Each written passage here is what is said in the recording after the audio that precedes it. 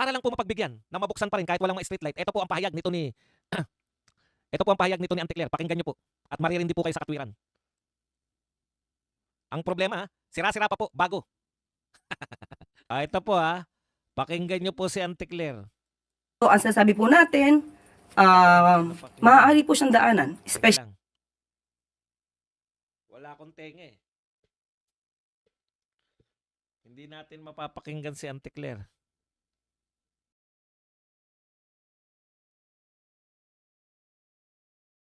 operasyon mismo ng LGU ng Davao City para po maging maayos po ang pagdaloy ng trapiko. At sinasabi rin po na ang DPWH solar lights installation, ito po ay 2 to 3 days ay matatapos na po ang solar lights sa buong stretch at maaari na pong madaanan kahit sa gabi. Pero ang sinasabi po natin, maaari po siyang daanan, especially kapag umaga po.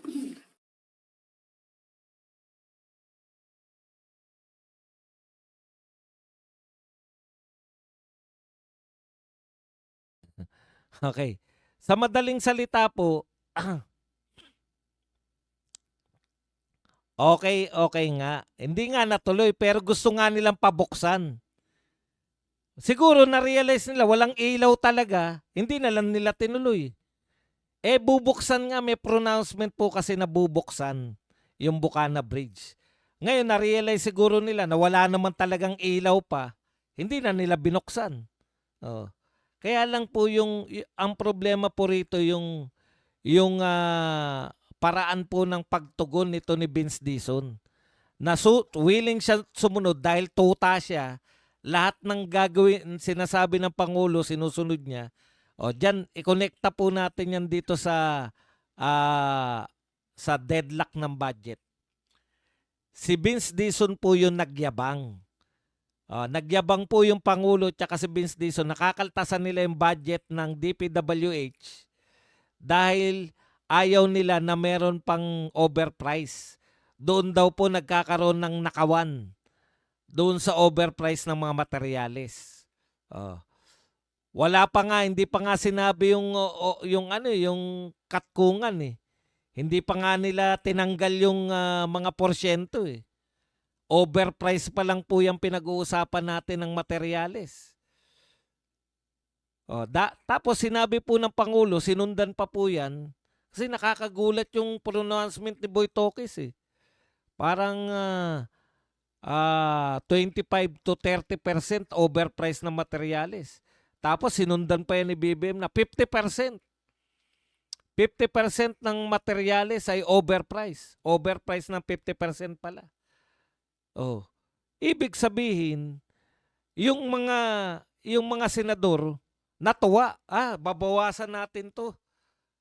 Yung budget nyo, babawasan natin ayon sa inyo.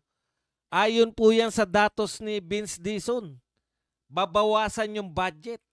Kasi pinagmalaki na nila sa media eh. Boy Tokis nga eh. Pareho sila ni BBM na pinagmalaki sa buong media na babawasan nila, kakaltasan nila yung budget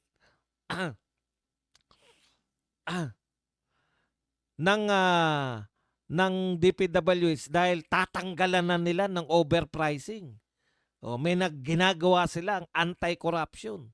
Yan po yun eh. Pagmamalaki po nila yan para sa anti-corruption nila. Tapos ngayon, napagalitan siguro to si Vince Dizon, habulin mo yung Senado. Eto sabihin mo, 10,000 ang hindi magagawa dahil nagbawas sila ng budget. Ngayon, ang sagot sa kanya ng Senado, galing sa iyo yung mga datos eh.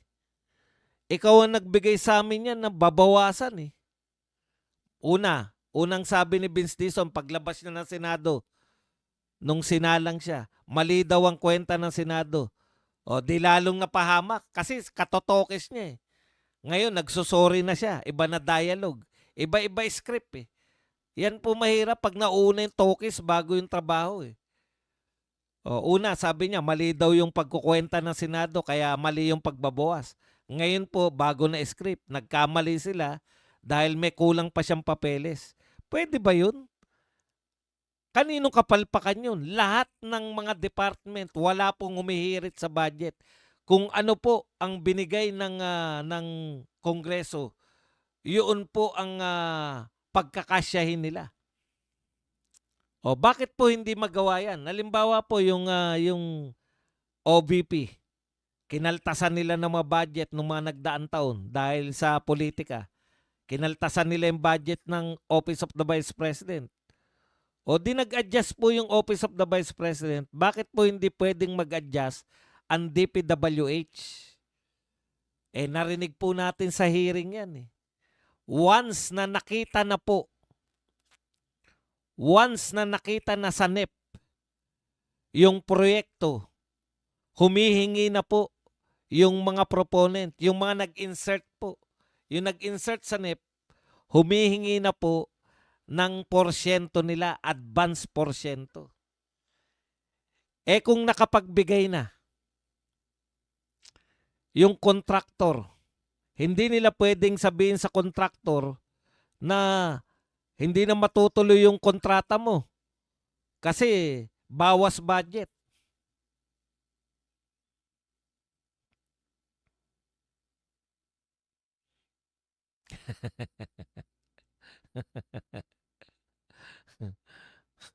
Di ba?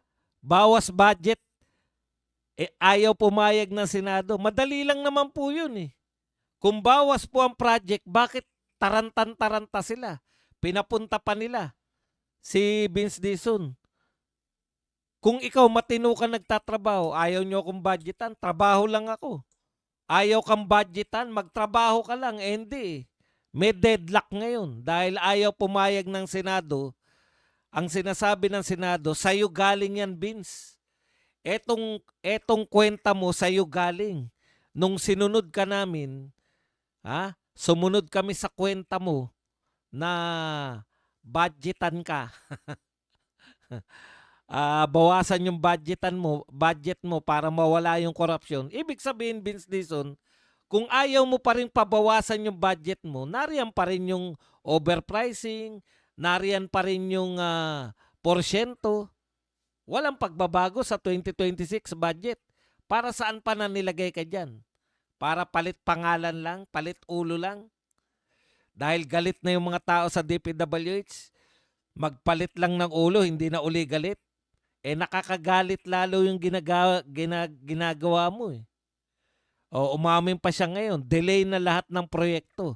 Pag delay po ang proyekto ng DPWH, nadadagdagan po yung budget. Ganyan po kapalpak itong si Boy Tokis.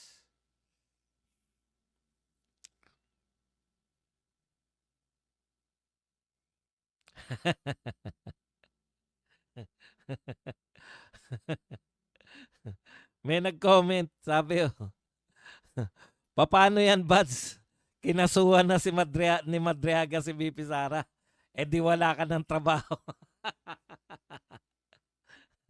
Pag kinasuhan ni Madriaga yung YouTube, sa YouTube ako kumikita, hindi na. Wala na raw akong trabaho. Ganyan po kabugok ang mga kalaban natin. Wala na raw akong trabaho dahil kinasuhan na si BP Sara. Nakulong nga si Duterte, may trabaho pa rin ako. Kasi hindi naman sa kanila ako nagtatrabaho eh. Sa YouTube. Bugok ang po niya.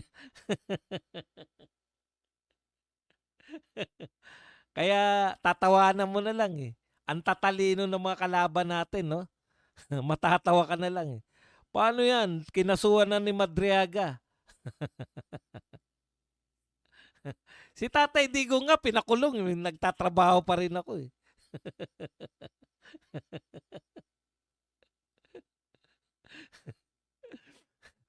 Okay. Ito pa po ang mga sinabi ni Boy Tokis Dizon. I'm not a politician. Dizon says, won't run for public office in 2028. Wala kaming pakialam. Tumakbo ka o hindi. Hindi ka tumakbo, wala kaming pakialam. Tumakbo ka, wala rin kaming pakialam kasi talo ka, hindi ka mananalo. Pwera na lang siguro kung barangay ang tatakbuhan mo.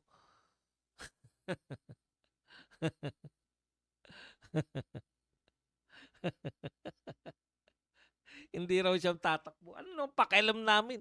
Kahit tumakbo ka pa, hindi ka mananalo. Siyempre, depende pala sa takbo. Baka naman tumakbo lang ng konsehal eh. Alangan naman matalo pa yan sa konsehal. Ah. Ngayon, ano po epekto nitong pagpipilit ni... Kasi alam po ninyo, bakit po pinagpipilitan ng mga House of Representatives na kinakailangan mapatupad yung sinasabi ni maibalik yung budget na kinaltas. Alam niyo po kung bakit? Utos na po 'yan. Alam niyo naman yung congressman tsaka yung Malacanang talagang utos 'yan eh. 'Di ba? Utos sa kanila 'yan na hindi po pwedeng hindi po pwedeng kaltasan kasi pag kinaltasan nga, ang tansya namin may mga nakapag-down pay. Ayaw na magsoli ng mga down payment. At saka baka yung mga nagpapasya, nga pala, no? Parang si Vince Dizon, pinalitan si Bunoan para kunwari pinalalaya yung mga korap. 'Di ba? Kunwari pinalayas yung korap para matigil yung corruption. Wala naman po eh. Dito sa gobyerno na to, nagpapalit lang po ng pangalan. Halimbawa po, hindi na po speaker si Martin. Hindi na po appropriations committee si Saldico. Sino po ang pumalit? Si Boji D at saka si Swansing. Ngayon po napag-alaman natin. Si Swansing, si Boji D po ang may pinakamalaking insertion diyan po sa DPWH budget. At ang pangalawa po ay si Swansing. Di pareho lang, nagpalit lang tayo ng Martin Romualdez at Saldico, pinalitan lang natin ng Boji D at Swansing. Tuloy-tuloy lang po. Kaya hindi po pwede na kaltasan nila yung DPWH. Alimbawa po, pagmamalaki nila dahil corrupt, dahil punong-puno ng corruption, itong flood control. Wala na tayong budget sa flood control. Wala nang budget? Wala nang budget sa flood control? Opo, nilagay na namin sa farm to market road. Ganon din eh po. Nilipat nyo lang eh. DPWH pa rin. Kontrata pa rin, kontratista pa rin, talagang nagbobolan tayo. Pero ito po ang pinakamalapit, no?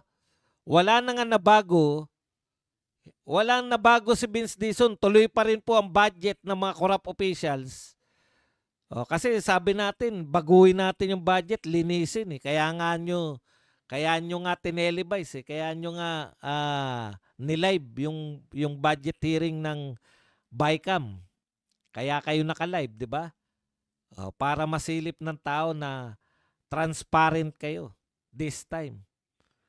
Pero wala pa rin po eh. Pinababalik nyo pa rin yung mga kinaltas eh. Ano pa pong problema?